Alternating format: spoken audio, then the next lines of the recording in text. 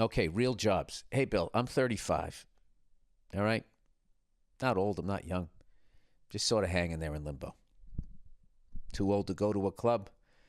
Too young for an AARP card. I used to work in tech. Now I own a diner. I saw you posted something to your Instagram about diners and the dying breed of a local restaurant.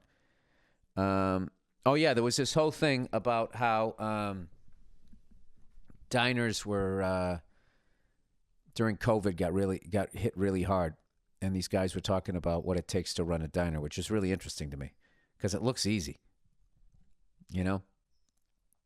Got that flat top grill going. You know, let me get two over easy. 2 over easy, you know? You usually make you know how to make. I just didn't realize all the overhead and all of that crap. You know, people chewing and screwing, dining and dashing, bipping and bopping. I have very little experience. Wait a second. Where am I? Okay, it's been a lot of work, but it's very rewarding. Oh, this is something this person does, I guess. I had very little experience, but I sought out knowledge from some veterans of the diner business, and they were very happy to help. COVID really destroyed a lot of these businesses. Is there anything better than a great diner? And what's a great diner? It's clean, and they butter the toast. They don't bring the fucking toast over with butter to the side that's cold, and then I got to tear apart the fucking warm bread that you're calling toast. Sorry. I've read that half of all second and third generation diners closed down. 7 out of the 10 in my city closed down by the end of 2021, so I believe it. Government didn't do shit for actual small businesses. How did they go out of business when people were ordering food? I guess they weren't ordering from them. Dude, is there anything better than going to a fucking diner when you don't have anything to do that morning? You got the local paper. That's the greatest. And you watch all these people fucking walking in. Hey, Mark.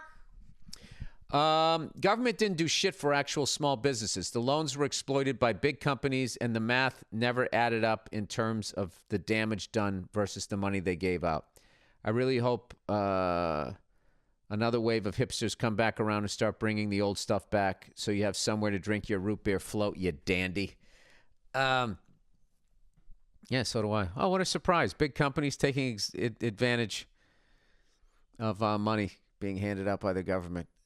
Taking advantage of the bankruptcy laws and that type of shit. That's what rich people do. That's what they do. And then they act like they're one of you. Yes, they do. And then what happens? They fall off a bicycle. You see that there? Little Trump jab, little fucking Joe Biden. That's what it's okay. You want level trashing of both sides with no salute. That's what I offer people. I trash both sides and offer no solutions. That's what we do here at the Monday Morning Podcast. New job wants to track me. Oh, God. Dear Bill, there's a mandate at my new job that requires my work phone be tracked. This wouldn't be an issue, but on my first day, I had lunch with a guy who was giving his notice at the end of the week.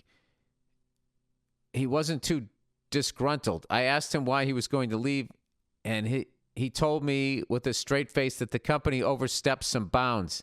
I love this guy. They overstepped some bounds. I'm out of here. They sent him a gift card for his birthday to a place that he shops at, except he never told anyone he shopped there. And it's a niche store. Yeah. You know what would happen if we all rebelled against that? They would still know that about us. They just wouldn't be dumb enough to send that gift card. How wouldn't they know how fucking creepy that is? He attributed it to them reading all his work emails or tracking the browser on his computer, and had no shame in using that info to buy him a birthday gift. It's a huge pay increase, so I think I'll stick it out for a few months because I have bills and student loans. Well, that's how they get you. But I'm going to be very careful about what I say and do. P.S. I'm writing this from a rogue phone with a VPN, so don't worry, I'm not a moron. I think more people need to do that. But then you know what they do? They would start their own rogue phone under a different fucking name. They'll get you. They're going to get you. I've given up. I've quit. All right? My only line of defense is to live the most boring life anybody has ever seen. All right? Anybody who's tracking me right now, they're like, wow, this guy's really into watching people power wash driveways.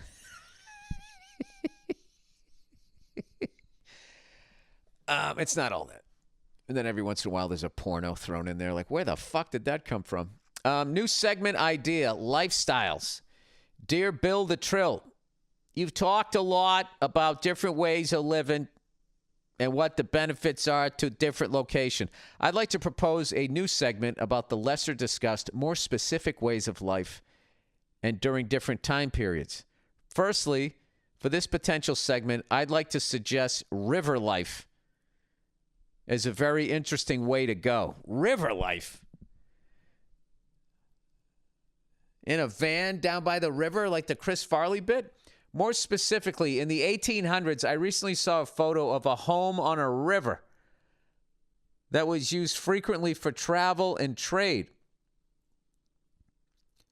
Oh, so people were using the river for travel and trade. Can you imagine sitting on your front porch watching some random people just float by?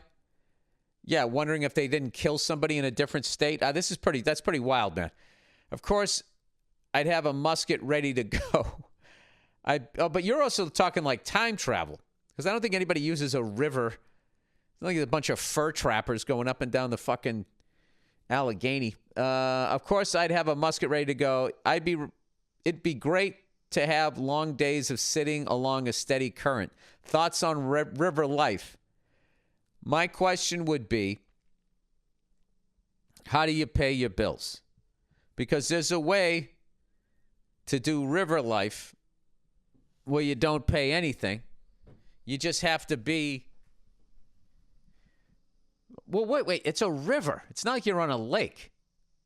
You're out there. You're on a fucking river. So you're floating. You're heading places.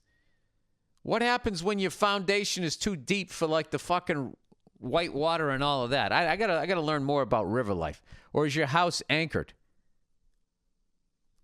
I got one for you. Why don't you just put a fucking house out on a random lake? You know, where there's enough shit. How long could you have it out there before people are like, what the fuck is that guy doing? Is he paying any taxes? Every morning he comes out, whatever he pulls in, he goes inside, he fucking eats it for breakfast. Occasionally he comes to shore when he gets mercury poisoning and he eats a couple of squirrels. I don't think that guy has a job. You know, and some fucking asshole would put up a GoPro and film the guy and rat him out. Instead of looking at that one person, you know, and being happy that they're free. Right? All right. Overrated, underrated.